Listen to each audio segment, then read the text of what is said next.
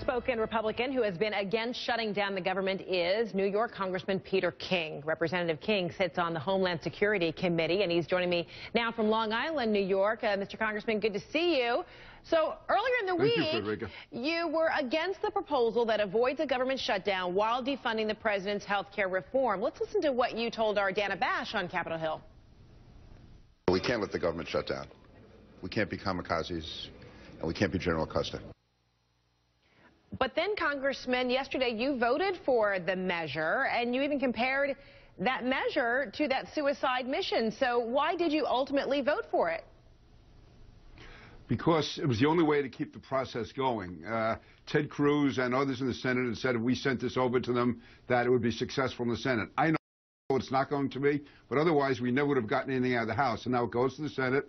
The Senate, I assume, is going to strip it out, and they'll send it back to us. They'll send another bill back to us, and that's when the real negotiations began. All right, so you are counting on, so you are counting on those changes that would ultimately happen in the Senate, and you're okay with that, the portion that defunds the president's health care plan. Your bottom line is you want to keep the government going. So do you think you're going to like that Senate plan after those amendments are made, you and other House members who voted for this measure?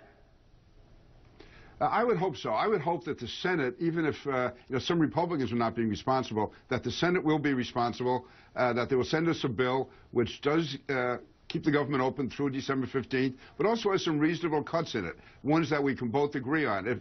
I think if the Senate and the House leaders definitely want to negotiate, they can do it. I'm convinced John Boehner does not want to shut the government down. Eric Cantor does not want to shut the government down. This was an opportunity, yesterday's vote, to let some people get out of their system about Obamacare. But I'm hoping the Senate sends back a reasonable bill. And if there's disagreements, let's start negotiating it right away so we can get this resolved by September 30th. But you can see how many Americans are getting very confused about this, because you're saying that you believe that, Cantor and Boehner certainly want to keep the government going, but they are on board with this plan that says there has to be this contingency plan, that Obama's health care has to go in order to keep the government going. So how can you have it both ways?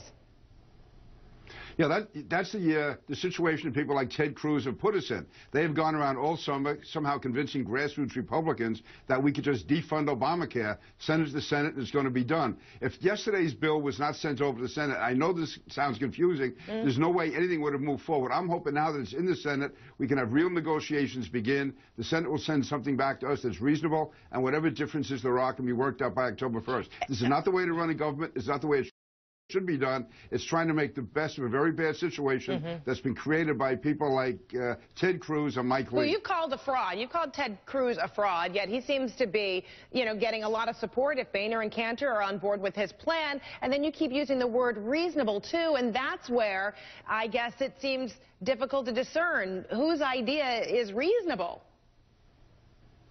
Well, first of all, as you know, last week, John Boehner did not want to include this in the continuing resolution. It was only done as a way to get the bill out of the House and let the Senate see if they can get it done.